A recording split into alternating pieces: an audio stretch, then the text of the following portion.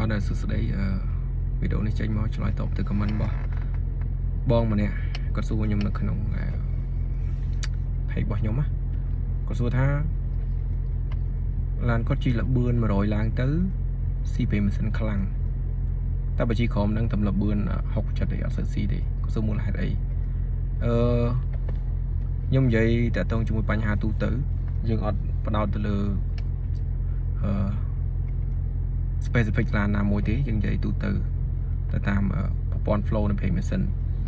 អញ្ចឹងយើងដឹងហើយថាសម្រាប់ខ្ញុំអត់ដឹងថាឡានគាត់ប្រភេទអីទេដោយសារគាត់អត់បានប្រាប់មិនដឹងថាឡានគាត់ឡានសាំងឬក៏ឡានម៉ាសុតឡានគាត់មាន turbo អត់យើងអត់ច្បាស់តែខ្ញុំនិយាយគាត់ឲ្យបងយកទៅវិភាគទៅឡានបងជាក់ស្ដែងថាវាកាត់ឡើងចឹងមែនអត់សម្រាប់ឡានសាំងមួយចំនួនដែលអត់មាន turbo គេប្រើ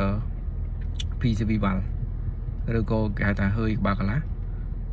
អញ្ចឹងសម្រាប់លើឡានសាំងដែលអត់មាន turbo charger មានតែhơiក្បាលកន្លះហើយនឹងមាន first spap ជាដើមអញ្ចឹងបើសិនជាដូចនិយាយហ្នឹងបើសិនជាឡានហ្នឹងវាបញ្ហាលេចតាម PCV valve ហ្នឹងបងប្រកាសជាអាចឆែកមើលទៅលើតាយោដែលចេញមកចូលនៅក្នុងខ្យល់ចូលប្រឆេះឡើងវិញចូលកហ្គាហ្នឹងបើមានព្រេងមកតាមហ្នឹងអញ្ចឹងមានតែ PCV valve អញ្ចឹងលេចហើយជាពិសេសវាដកនៅលើកន្លែងកហ្គាខ្លាំងអញ្ចឹងមានតែ PCV valve លេចយើងអាចផ្លាប់ដូរ PCV valve ទៅយើងតាមដានបន្តទៀតតែពេលយើងបាត់លេចនៅចំណុចមួយទៀតវាលេចទៅតាម first spap ទៅតាម first spap យើងអាចបើកកម្មុំម៉ាស៊ីនមកយើងឃើញមានផ្សែង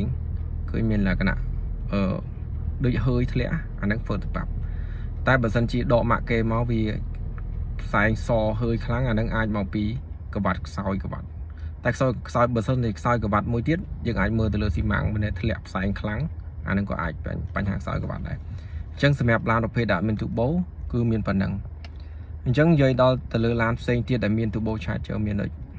ឡានម៉ាសុតឬក៏ឡានសាំងប្រភេទដែល EcoBoost មាន turbo charger វាមានលក្ខខណ្ឌខុសពីឡានប្រភេទឡាន auto turbo អញ្ចឹងវាអាចលេចទី1យើងហៅមួយទៀតគេហៅថាប្រភេទពួកហ្នឹងវាអត់មាន PCV valve ទេសម្រាប់ឡានម៉ាសុតឬក៏ឡានសាំងមួយចំនួនដែលប្រើ turbo វាមានគេហៅ oil separator ហ្នឹងតួនាទីវាគឺអ្នក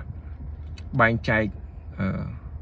ប្រេងនិងខ្យល់អញ្ចឹងកាលណាមានប្រេងសាចពីម៉ាស៊ីនមកលើហើយវាមាន oil separator មួយសម្រាប់ separate សម្រាប់បែងចែកប្រេងអត់ឲ្យមកទេមានតែវាទប់ប្រេងអត់ឲ្យសាចមកទៀតទេវាយកតែអាឃើញខ្យល់ក្បាលកន្លះហ្នឹងដើម្បីយកមកដុតប្រឆេះឡើងវិញទេតែបើ oil separator ហ្នឹងវាលែងទប់ប្រេងហើយអញ្ចឹងប្រេងប្រកាសជាលេចមកទៅតាម oil separator ហ្នឹងហើយយកទៅដុតប្រឆេះឡើងវិញអាហ្នឹងការត្រួតពិនិត្យមើលដូចទៅនឹង PCV ដូចគ្នាយើងអាចមើលទៅយកចេញហ្នឹងទៅអាទៅយកដែលចូលនៅក្នុងឆ្នាំង air ហ្នឹងបើសិនមានប្រេងមកអញ្ចឹងមានតែ oil separator ហ្នឹងលែងទប់ប្រេងហើយខូចហើយធ្វើការដូរចេញអាហ្នឹងចំណុចទី1ចំណុចទី2ទៀតតាក់ទងជាមួយនឹង first spap ហើយនឹងក្បាត់ piston ដូចគ្នាជាមួយឡានសាំងដែលអត់ turbo ដែរបន្ថែមជានឹងមើលទៅលើ turbo charger យើងលេចអត់លេចយើងអាស្រ័យយើងអត់បាក់មើលទេយើងអាចដកទៅយកខ្យល់ចេញ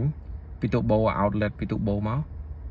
ចង់ដល់មានប្រេងមកក្រៅអត់បើមានប្រេងពោះចេញមកមានន័យថា internal turbo លេចតែធម្មតា turbo វាមានប្រេងចំហាយប្រេងមួយចំនួនតែយើងអត់អាចរាប់ថាជាលេចទេតែបើសិនជាវាលេចមកលក្ខណៈលេចច្រើនអាហ្នឹងក៏វាអាចបាត់បង់ប្រេងទៅតាមនឹងដែរពេលដែលយើងជន់ខ្លាំងប្រេងមកខ្លាំងអូខេអញ្ចឹងការលេចប្រេងម៉ាស៊ីនច្រើនគឺតាក់ទងជាមួយកត្តាអស់ហ្នឹងអញ្ចឹងបងអាចត្រួតពិនិត្យមើលឡានបងឡើងវិញហើយមួយវិញទៀតកត្តាលេខជាខាងក្រៅតតលេខខ្លាំងបានអាចឡានយើងបាត់ប្រេងម៉ាស៊ីនតែបើសិនជាលេខតិចទេអាហ្នឹងវាធម្មតាវាអាចបាត់ប្រេងម៉ាស៊ីនទេមួយវិញទៀតការបដូរប្រេងចាក់អត់គ្រប់អានេះវាជាចំណុចមួយដែលងាយជាងគេទេបើសិនជាយើងអាសាឆែកមើលប្រេងម៉ាស៊ីនយើងប្រកាសជាដឹងថាប្រេងយើងគ្រប់អត់អូខេវីដេអូរបស់ខ្ញុំមានតែប៉ុណ្្នឹងហើយសង្ឃឹមថាបងដែលសួរខ្ញុំគាត់នឹងយល់ពីបញ្ហាហ្នឹងទូពិនិត្យឡានខ្លួនឯង